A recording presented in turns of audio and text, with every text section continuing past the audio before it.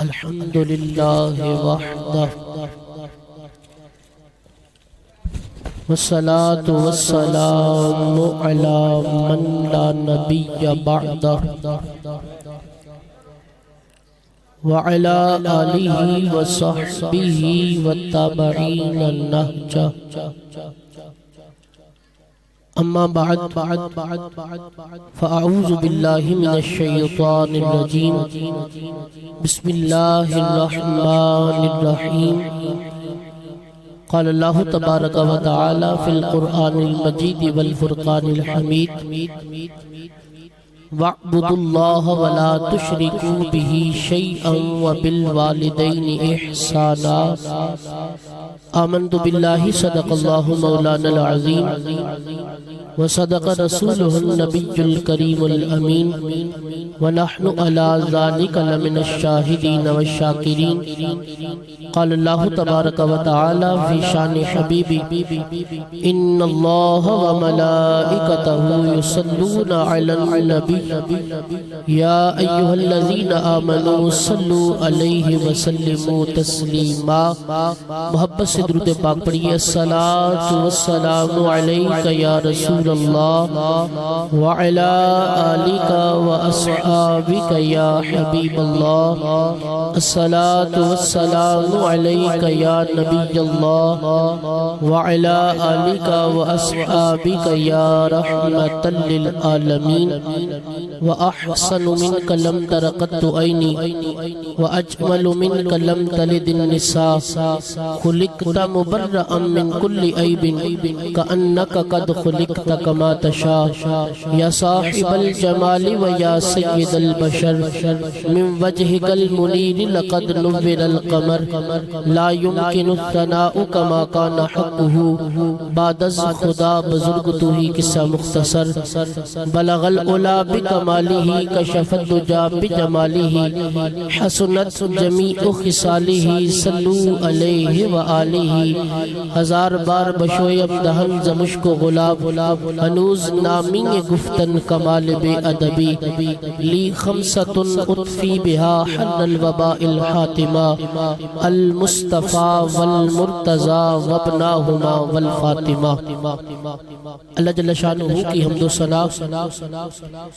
اور حضور سرور کائنات فخر موجودات زینت بزم کائنات سید سربراہ حامی بے کسا سید المرسلین رحمت للعالمین راحت العاشقین مراد المشتاقین خاتم النبیین باعث ایجاد عالم اصل عالم علت عالم مبدأ عالم مرکز عالم محور عالم جان عالم نور عالم مقصد عالم مقصود عالم مطلب عالم مطلوب عالم مظہر عالم مظہر عالم مظہر عالم زینت عالم زیبائش عالم آرائش عالم حسن عالم جان عالم نور عالم رحمت عالم جان کی جان ہم سب کا ایمان جناب احمد مجتبی محمد مصطفیٰ صلی اللہ تعالی علیہ وبارک وسلم کے دربار گوہر بار میں ہدیہ درود و سلام عرض کرنے کے بعد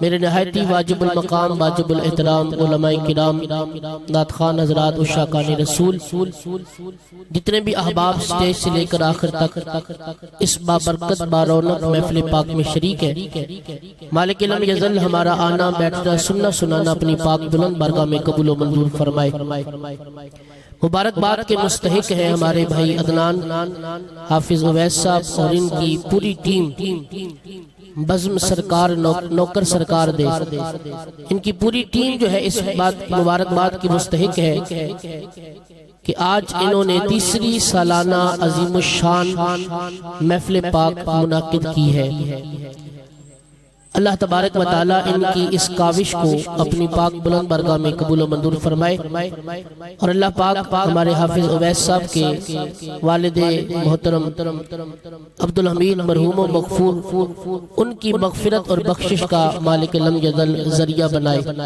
اور جتنے بھی یہاں پر احباب موجود ہیں جن کے والدین اس دنیا سے رخصت ہو چکے ہیں اللہ کریم سب کی کامل مغفرت و بخشش فرمائے۔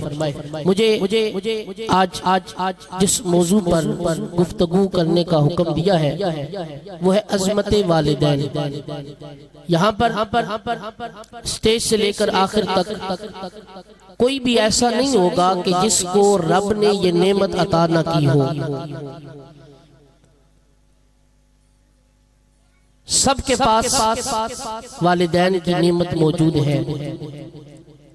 اللہ نے ہر ایک کو یہ نعمت عطا فرمائی ہے والدین کی۔ تو جن کے والدین رخصت ہو گئے اللہ ان کی مغفرت فرمائے، اور جن کے والدین حیات ہیں مالک لم یزل انہیں درازی عمر بالخیر عطا فرمائے، اور والدین کی خدمت کرنے کی توفیق عطا فرمائے۔ قرآن کریم کی ایک آیت مبارکہ میں نے آپ کے سامنے تلاوت کی ہے۔ 20 سے 25 منٹ کا مختصر سا وقت ہے میرے پاس، توجہ کے ساتھ مختصر سی گفتگو ہے عظمت والدین کے حوالے سے، سماعت کریں گے تو انشاءاللہ آپ کو فائدہ ہوگا۔ اللہ رب العزت ارشاد فرماتا ہے وَاعْبُدُوا اللَّهَ، اللہ کی عبادت کرو، وَلَا تُشْرِكُوا بِهِ شَيْئًا، اور اس کے ساتھ کسی کو شریک نہ ٹھہراؤ، وَبِالْوَالِدَيْنِ إِحْسَانًا، اور والدین کے ساتھ حسن سلوک کرو۔ اللہ رب العزت نے یہاں پر اور کم و بیش قرآن کریم کے اندر 13 مقامات پر والدین کے ساتھ حسن سلوک کرنے کا حکم ارشاد فرمایا۔ علامہ زرقانی رحمت اللہ تعالی علیہ فرماتے ہیں کہ رب کائنات نے والدین کے ساتھ حسن سلوک کرنے کا حکم ارشاد فرمایا ہے، انصاف کرنے کا حکم نہیں دیا۔ رب نے انصاف کرنے کا حکم فرمایا، حسن سلوک کرنا ہے۔ اب یہ انصاف اور حسن سلوک میں فرق کیا ہے؟ ایک مثال سے سمجھیے کہ اگر مجھ سے کوئی 1000 روپے مانگے اور میری جیب میں ہو 1000 روپے،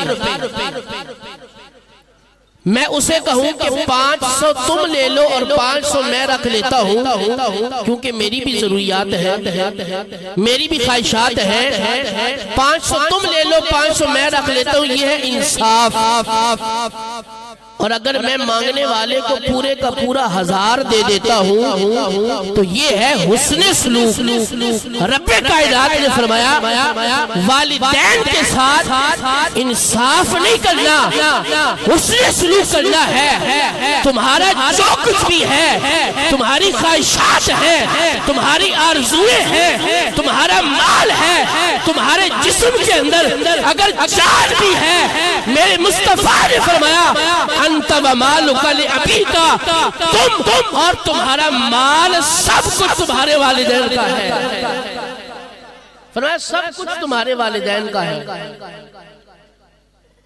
تو والدین کے ساتھ حسن سلوک کرنا ہے، ان کے ساتھ اچھا برتاؤ کرنا ہے، ان کے ساتھ اچھا سلوک کرنا ہے۔ والدین کی عظمت کیا ہے، والدین کا مقام کیا ہے، والدین کا مرتبہ کیا ہے۔ رب کائنات نے قرآن کے اندر، رب کی جو لا ریب کتاب ہے قرآن، کلام اللہ، قرآن کے اندر رب کائنات نے 5 مقامات پر اپنے حق کے بعد والدین کا حق بیان کیا ہے۔ رب نے اپنا حق بیان کیا، پھر والدین کا حق بیان کیا۔ جیسے آیت کریمہ میں نے پڑھی ہے وَاعْبُدُوا اللَّهَ، اللہ کی عبادت کرو۔ یہ رب کا حق ہے کہ ہم اس کی عبادت کریں۔ وَلَا تُشْرِكُوا بِهِ شَيْئًا، اس کے ساتھ کسی کو شریک نہیں ٹھہرانا۔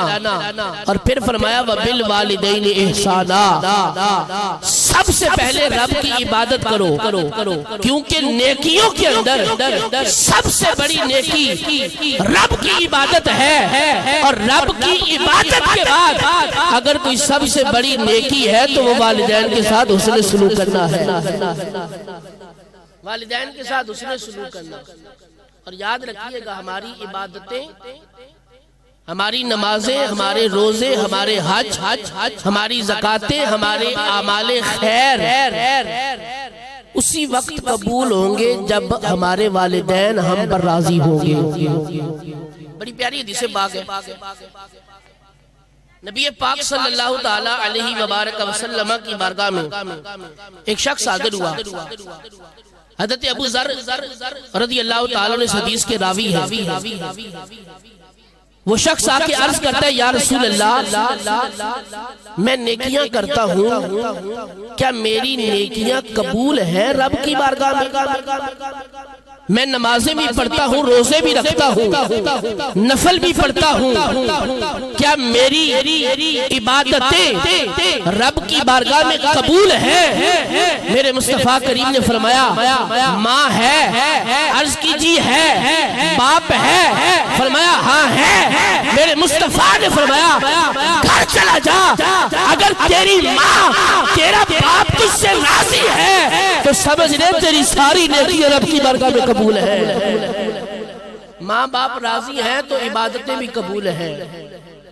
قرآن کریم کا یہ اسلوب ہے کہ جہاں دو باتیں بیان کی جاتی ہیں، دو حکم بیان کیے جاتے ہیں، ایک پایا جائے دوسرا نہ پایا جائے تو پہلا بھی قبول نہیں ہوتا۔ اقیم الصلاۃ و آتوا الزکوٰۃ، نماز قائم کرو، زکوٰۃ ادا کرو۔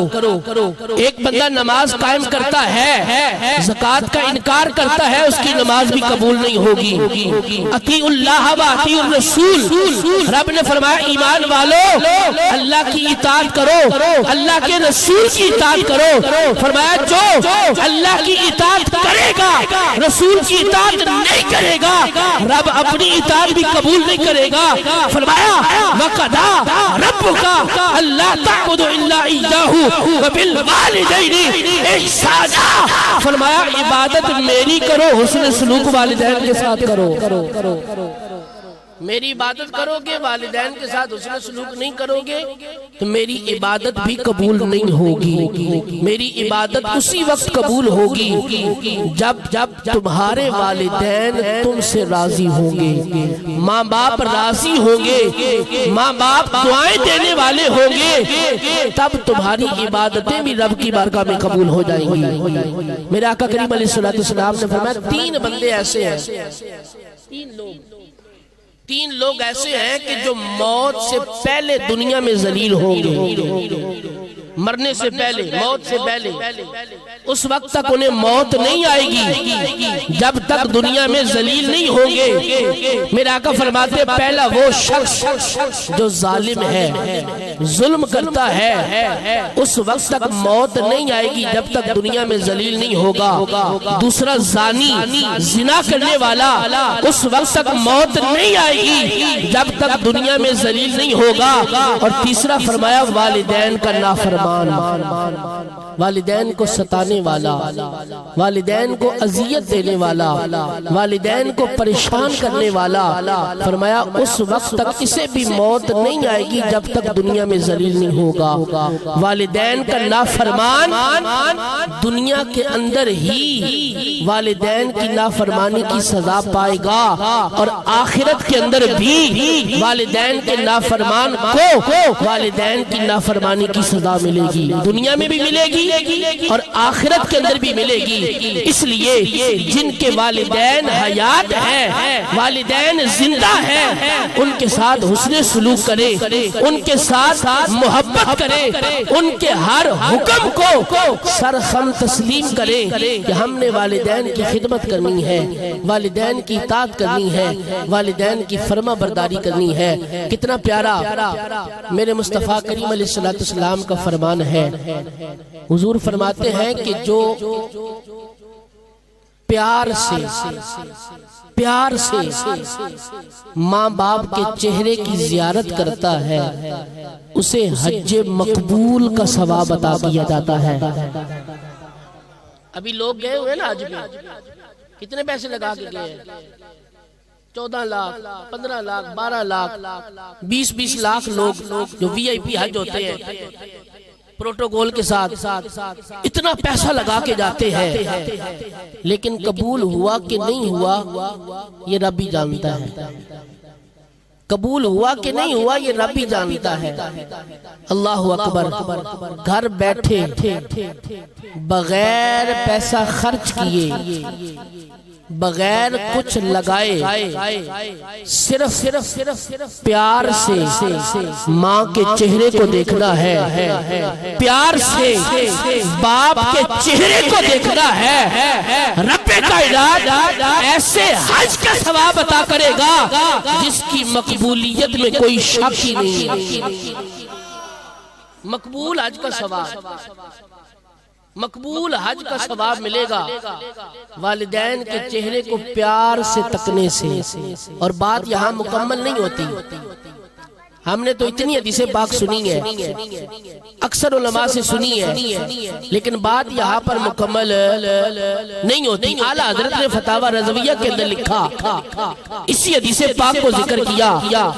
اعلیٰ حضرت فرماتے ہیں جب میرے مصطفیٰ کریم نے یہ فرمایا کہ والدین کے چہرے کو تکنے سے مقبول حج کا ثواب ملتا ہے، تو ایک صحابی کھڑے ہوتے ہیں، عرض کرتے ہیں یا رسول اللہ ہم تو دن میں کئی بار والدین کے چہرے کو تکتے ہیں، کئی بار والدین کے چہرے کی زیارت کرتے ہیں، 10 مرتبہ بھی ہو جاتا ہے، 50 مرتبہ بھی زیارت ہو جاتی ہے، 100 مرتبہ بھی زیارت ہو جاتی ہے، ہم تو والدین کے چہرے کو تکتے رہتے ہیں، دیکھتے رہتے ہیں۔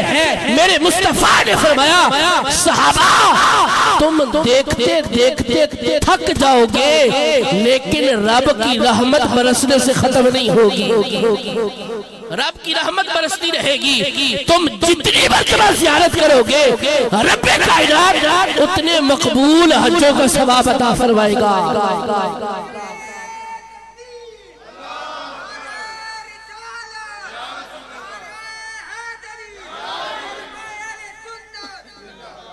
اور بات ابھی بھی ختم نہیں ہوئی، بات ابھی بھی ختم ہے۔ میرے مصطفیٰ کریم علیہ السلام نے فرمایا جو بندہ جمعے کے دن اپنے والد یا والدہ، ماں یا باپ کی قبر کی مٹی کی زیارت کرتا ہے، یہاں والد نہیں ہے، یہاں والدہ نہیں ہے، بلکہ ان کی قبر کی مٹی ہے، میرے مصطفیٰ نے فرمایا جو جمعے کے دن والدین کی قبر کی زیارت کرتا ہے رب اسے بھی مقبول حج کا ثواب عطا کرتا ہے۔ اور ایک روایت کے اندر میرے مصطفیٰ نے فرمایا جو والدین کی قبر کی زیارت کرتا ہے اگر بدکار ہوتا ہے تو رب اسے نیکوکار لکھ دیتا ہے، رب اسے نیکوکار لکھ دیتا ہے۔ اور بات ابھی بھی ختم ہے، بات ابھی بھی ختم نہیں ہوئی، والدین تو چلے گئے، دنیا سے رخصت ہو گئے، اب ہم ان کی قبر کی مٹی کی زیارت کرتے ہیں۔ ہم نے پوری زندگی جب تک وہ تھے ان کی خدمت کی، ان کی اطاعت کی، ان کے چہرے کی زیارت کی، مقبول حج کا ثواب پایا۔ جب وہ دنیا سے چلے گئے ہم ان کی قبر پہ چکر لگا رہے ہیں، ہم ان کی قبر پہ جا رہے ہیں، زیارت کر رہے ہیں، رب نیکیاں دے رہا ہے، لیکن جس دن یہ ماں باپ کی خدمت کرنے والا دنیا سے رخصت ہوتا ہے، جس دن یہ جاتا ہے، کون؟ ماں کی اطاعت کرنے والا، باپ کی خدمت کرنے والا، جس دن یہ دنیا سے جاتا ہے لوگ قبر کے حوالے کر کے آتے ہیں، رب کائنات فرشتوں سے فرماتا ہے فرشتوں اس کی قبر پہ چلے جاؤ، اس کی قبر پہ چلے جاؤ، مولا یہ کون ہے؟ کوئی ولی ہے، کوئی برگزیدہ بندہ ہے؟ رب کائنات فرماتا ہے فرشتوں یہ وہ بندہ ہے جس نے ساری زندگی اپنے ماں باپ کی خدمت کی ہے، ان کی اطاعت کی ہے، ان کی فرما برداری کی ہے، مولا ہم اس کی قبر پہ آ گئے ہیں، اب کیا کریں؟ رب کائنات فرماتا ہے دو کام کرنے ہیں، اس پر میری رحمتوں کا نزول کرو اور اس کے لیے مغفرت کی دعا بھی کرتے رہو۔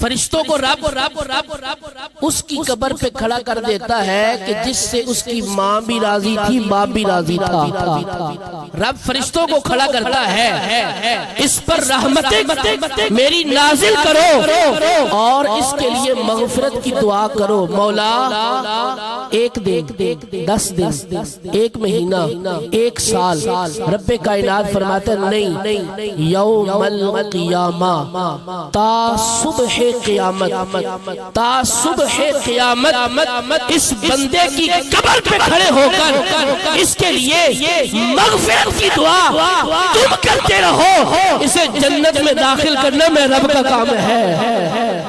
کیونکہ جب یہ دنیا سے گیا تھا، اس سے اس کا باپ بھی راضی تھا، اس کی ماں بھی راضی تھی۔